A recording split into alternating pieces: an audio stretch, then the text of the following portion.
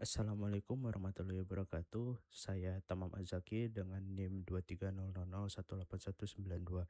Di sini saya akan menjelaskan tentang implementasi transformer untuk koreksi tata bahasa.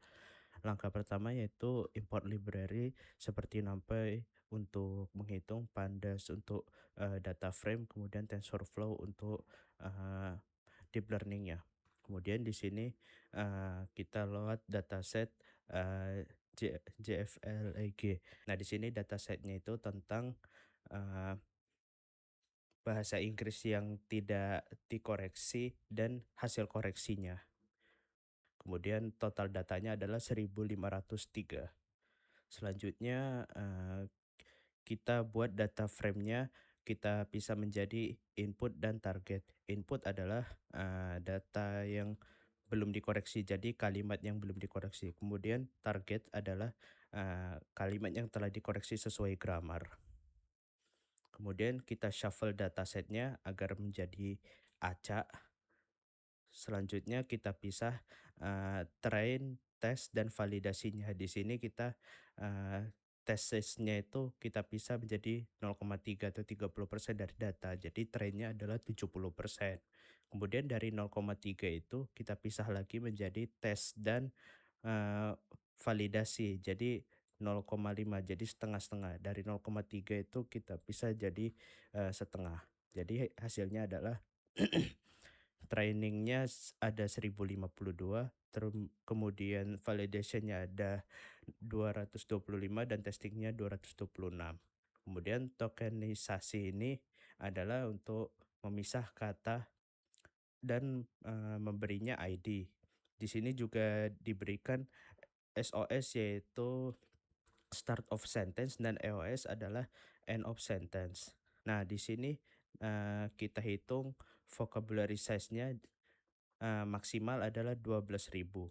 Kemudian dari hasil tokenisasi tadi kita hitung di sini vocabulary size-nya 3.599. Kemudian dari hasil tokenisasi itu uh, kita ubah menjadi sequence atau urutan gitu masing-masing. Jadi ada train, validasi, dan tes. Nah, dari masing-masing train, validasi, dan tes itu kita pisah menjadi encoder dan decodernya. Di sini encodernya itu memakai uh, input, kemudian yang decoder memakai target. Kemudian ini untuk encoder max length-nya itu panjangnya 80 maksimal gitu ya. Maksimal panjangnya, kemudian ada decoder max length panjang maksimalnya itu 79. Kemudian di sini padding itu agar menyamakan panjang kata. Jadi kata-kata yang panjangnya berbeda itu yang beda itu diisi dengan matriks atau token kosong gitu. Lanjut ke positional encoding. Di sini positional encoding itu berguna karena transformer tidak memproses data secara berurutan seperti RNN. Model perlu diberi informasi posisi kata secara eksplisit.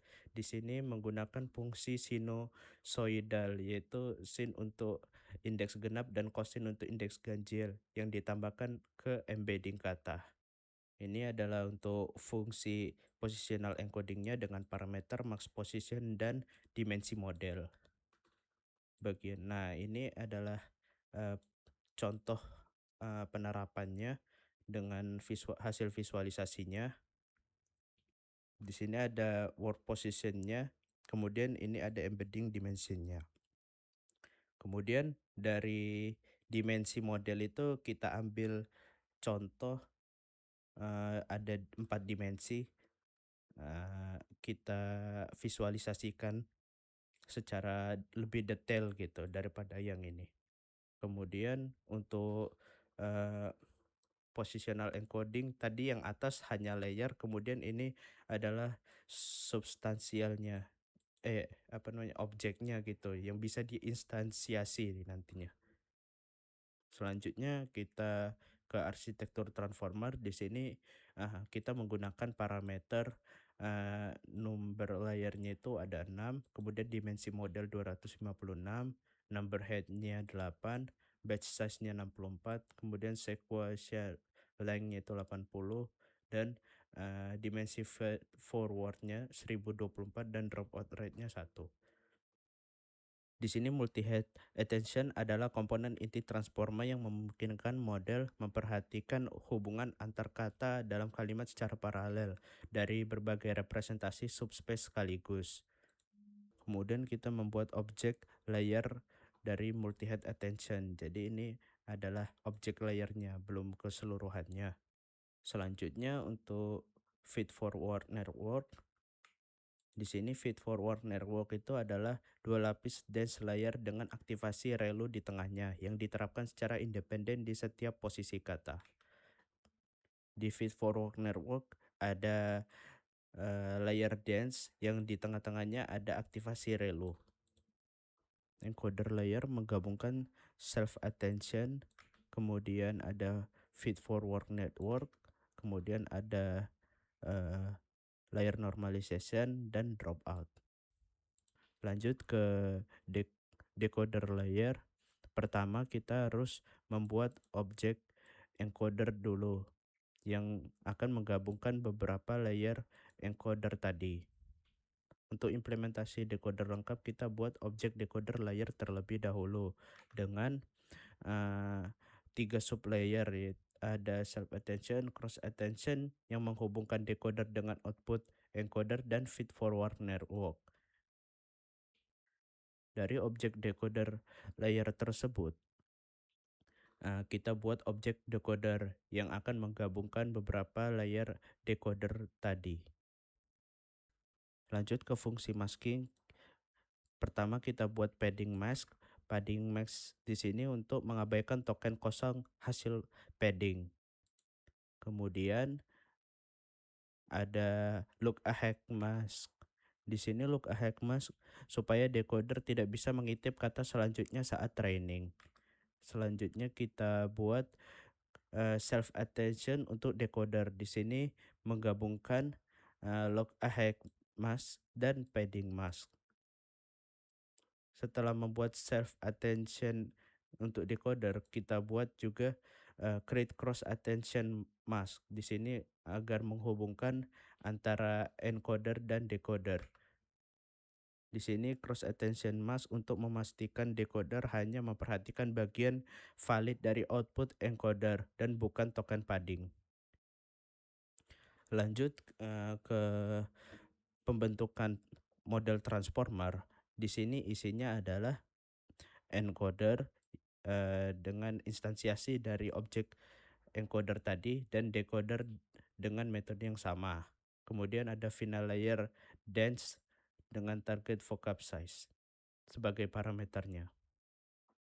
Kemudian ini adalah contoh instansiasi dari objek transformer tadi. Berisikan parameter seperti 6 layer, dimensi model, number heads-nya, dimensi feed forward-nya, input vocab size, target vocab size, kemudian input dan targetnya, kemudian dropout rate-nya. Untuk percobaan pertama, kita buat dulu objek transformer dengan parameter di sini 6 layernya ada 6, kemudian dimensi modelnya 256, number headnya 8, dimensi feed forwardnya 512, input vocab size dan target vocab size kita isi dengan vocabulary size tadi. Kemudian P input ini adalah panjang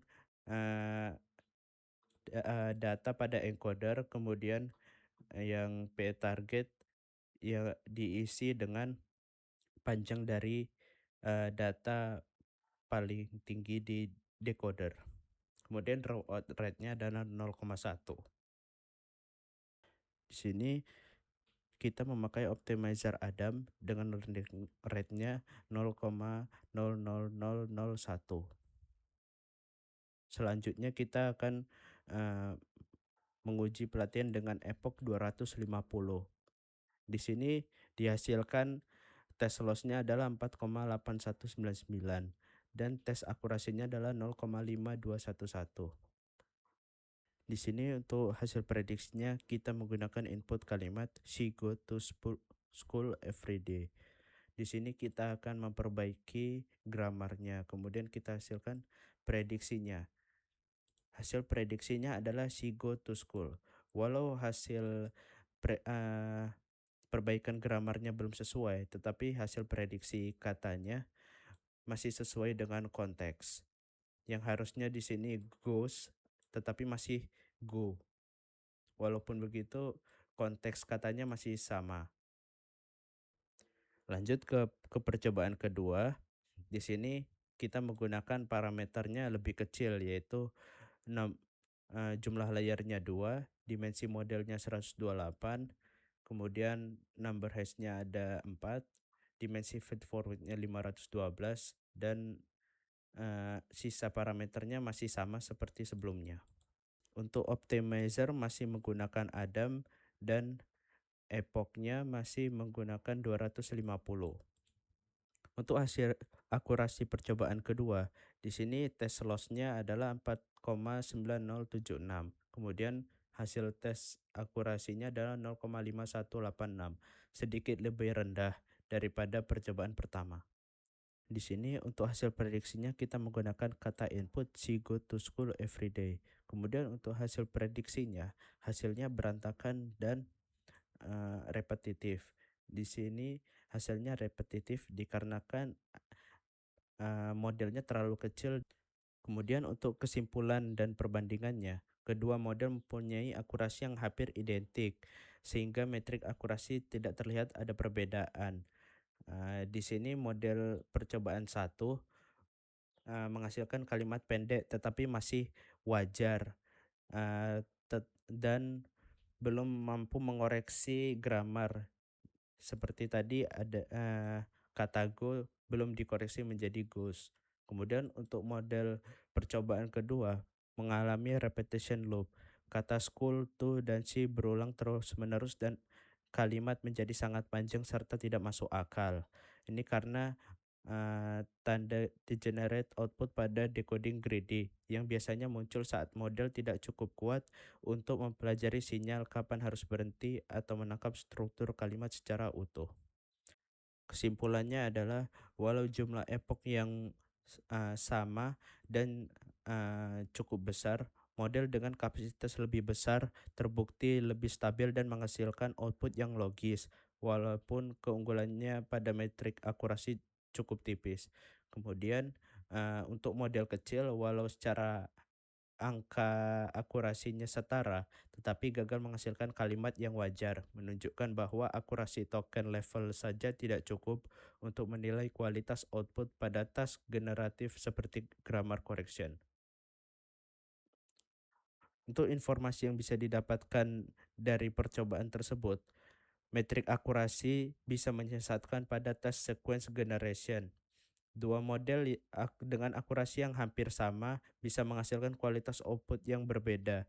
Yang model model percobaan pertama menghasilkan output yang cukup logis, tetapi untuk percobaan kedua outputnya repetitif. Ini karena akurasi dihitung per token, sedangkan kualitas kalimat bergantung pada urutan dan koherensi keseluruhan yang tidak sepenuhnya tertangkap oleh metrik tersebut. Kemudian kapasitas model, yaitu jumlah layar dan dimensi, berperan penting dalam mencegah repetition, terutama saat menggunakan greedy decoding pada inferensi. Model kecil dengan representasi terbatas lebih rentan terjebak pada pola berulang karena kurang mampu membedakan konteks posisi kata secara akurat.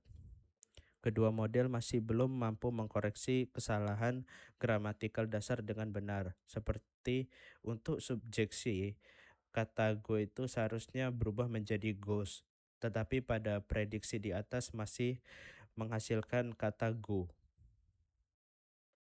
Ini karena dataset JFLEG yang masih relatif kecil untuk melatih transformer dari nol secara maksimal. Sekian presentasinya. Kurang lebihnya mohon maaf. Wassalamualaikum warahmatullahi wabarakatuh.